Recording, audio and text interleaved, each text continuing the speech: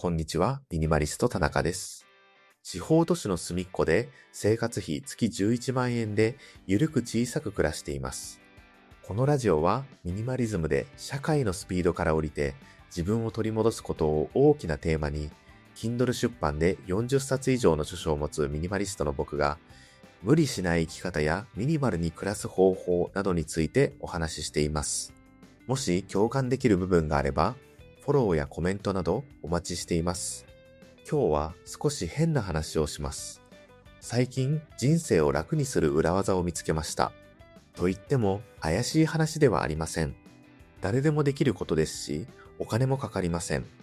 でもこの考え方をするようになってから僕はかなり生きるのが楽になりました。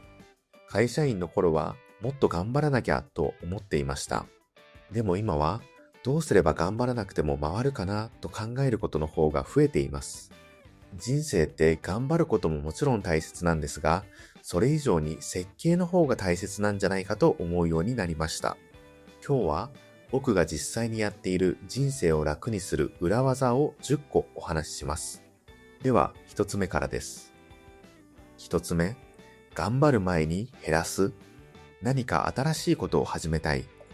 そう思った時、多くの人は何を始めようかなと考えます。でも僕はその前に何をやめようかなを考えます。時間って無限にはありません。新しい習慣も新しい挑戦も新しい趣味も何かを入れようと思ったら何かを出さないと入りません。部屋も同じですよね。物でいっぱいなのに新しい家具は置けません。人生も同じなんです。例えば本を読みたいならスマホを見る時間を少し減らす。散歩をしたいなら予定を一つ減らしてみる。YouTube を始めたいなら夜更かしをやめてみる。足すより先に減らす。この順番に変えただけで人生って意外と動き始めます。何か新しいことが続かない人は才能がないんじゃなくて単純に時間がいっぱいなのかもしれません。二つ目、気合より仕組み。これが僕の中では一番効果があったかもしれません。例えばこの YouTube です。毎日ネタを考えるんですかと聞かれることがあります。もちろん考えます。でも当日の朝にゼロから考えることはほとんどありません。僕は前日の夜に明日はこれを話そうとだけ決めます。細かい台本を作るわけではありません。テーマだけ決めてそのまま寝ます。すると不思議なんですが、寝ている間に頭の中で少し整理されるんですよね。そして翌日はそのテーマについて話すだけ。だから朝から今日は何を話そうと悩む時間がありません。これは小さな工夫ですが、毎日続けるとなるとすごく大きいんです。人生って気合だけでは長続きしません。今日はやる気がある。でも明日は疲れている。そんな日もあります。だからやる気に頼るんじゃなくて、やらなくても進む仕組みを作る。これが一番楽でした。頑張れる日は誰でも頑張れます。でも本当に強いのは、頑張れない日でも少し前に進める仕組みなんじゃないかなと思います。三つ目、疲れる前に休む。これも会社員時代の僕ができなかったことです。当時はまだ大丈夫と思いながら働いていました。少し疲れても我慢。休日も寝れば回復すると思っていました。でもある日動けなくなりました。あの時初めて疲れてから休むんじゃ遅いんだと気づいたんです。スマホの充電と同じですよね。残り 1% になってから充電器を探すより 20% くらいで充電した方が安心です。人も同じなんだと思います。だから今は疲れる前に休みます。予定を詰め込みすぎない。何もしない日を作る。眠い日は早く寝る。まだ頑張れるではなく、まだ元気だから休もう。この考え方に変えてから心も体もかなり安定しました。休むことって怠けることじゃありません。次の日も元気に過ごすための準備なんですよね。四つ目、迷う回数を減らす。人って一日に何度も選択しています。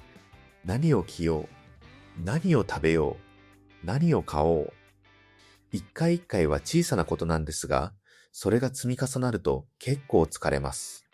だから僕はできるだけ迷わない仕組みを作っています。例えば服、シーズンごとに同じ服を着ています。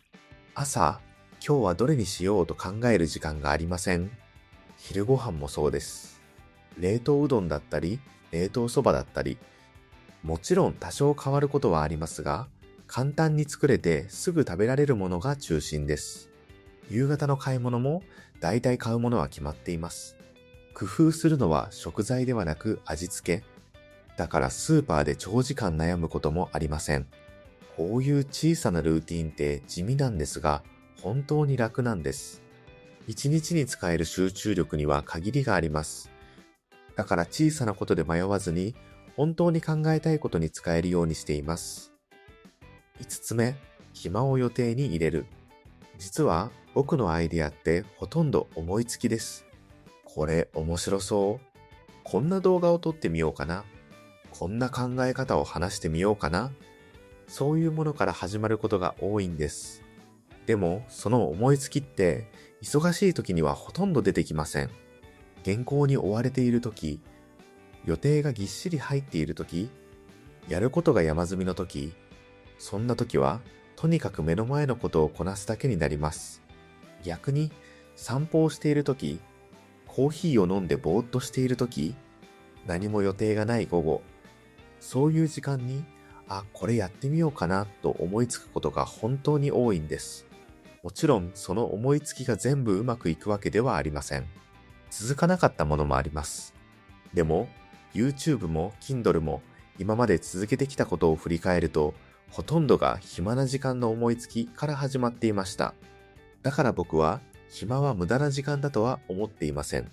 むしろ、新しい人生が始まるための余白なんだと思っています。予定を全部埋めるよりも、あえて何もしない時間を残しておく。それも人生を楽にする大切な裏技の一つだと思っています。6つ目、頑張る場所を一つにする。昔の僕は全部頑張ろうとしていました。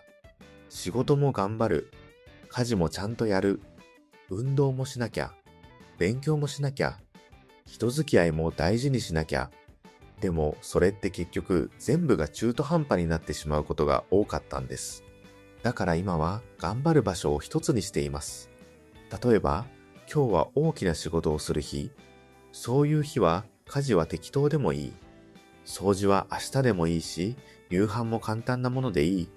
逆に、今日は部屋を整える日なら、仕事は最低限で終わらせる。僕は昔、全部ちゃんとやらなきゃと思っていました。でも今は、今日はこれだけできたら十分と思うようになりました。人生って毎日全部を頑張るものじゃない。その日その日で大切なことを一つ決めるだけでもかなり楽になります。7つ目、お金で時間を買うんじゃない。お金で時間を買いましょう。よく聞く言葉です。もちろんそれも一つの考え方だと思います。でも僕は少し違う考え方をしています。それは時間を買うんじゃなくて、時間が生まれる暮らしを設計するということです。例えば生活がどんどん大きくなっていくと、その生活を維持するためにもっと働かなければいけなくなります。すると時間は減っていきます。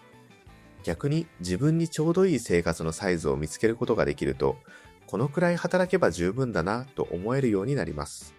そうすると自然と時間も増えていきます。僕が欲しかったのはお金そのものではありませんでした。朝少しゆっくりコーヒーを飲める時間、散歩をする時間、本を読む時間、何もしない時間、そういう時間の方が僕にとっては豊かさだったんです。だから今でももっと働けるのになぜ働かないんですかと聞かれることがあります。でも僕はその時間で暮らしを楽しみたい。それが自分にとって一番幸せなバランスだからです。8つ目、今じゃなく毎日で考える。何かを始めるときって最初は気合が入りますよね。毎日運動しよう。毎日読書しよう。毎日早起きしよう。でも大切なのは今日だけ頑張ることじゃないと思っています。僕は毎日楽に続けられるかなという基準で考えるようにしています。例えば、毎日2時間運動するより15分だけ散歩する、毎日3時間勉強するより20分だけ本を読む。そのくらいでも毎日続けば1年後には大きな差になります。YouTube も同じです。毎回120点の動画を目指すより、明日も続けられるかなを考えています。毎日は思っているより長いです。だからこそ、毎日を気合で乗り切るんじゃなくて自然に続けられる形にする。人生って短距離走じゃなくて長距離走なんだなと最近はよく思います。9つ目、正解を探さない。昔はよく正しい生き方を探していました。正しい働き方、正しい節約、正しい人生。でも探せば探すほどわからなくなるんですよね。世の中にはいろんな人がいます。バリバリ働く人もいる。都会が好きな人もいる。家族で賑やかに暮らしたい人もいる。全部正解です。だから僕も途中から正解を探すのをやめました。代わりに考えるようになったのは、自分に合うかな？それだけです。僕にとってミニマリズムは合っていました。物が少ない方が落ち着く。予定が少ない方が安心する。静かな暮らしの方が好き。だから続いています。でも人によっては違うかもしれません。それでいいと思うんです。人生ってテストじゃありません。正解は一つじゃない。自分に合う答えを見つけられたら、それがその人にとっての正解なんじゃないかなと思います。10個目、人生をゲーム化する。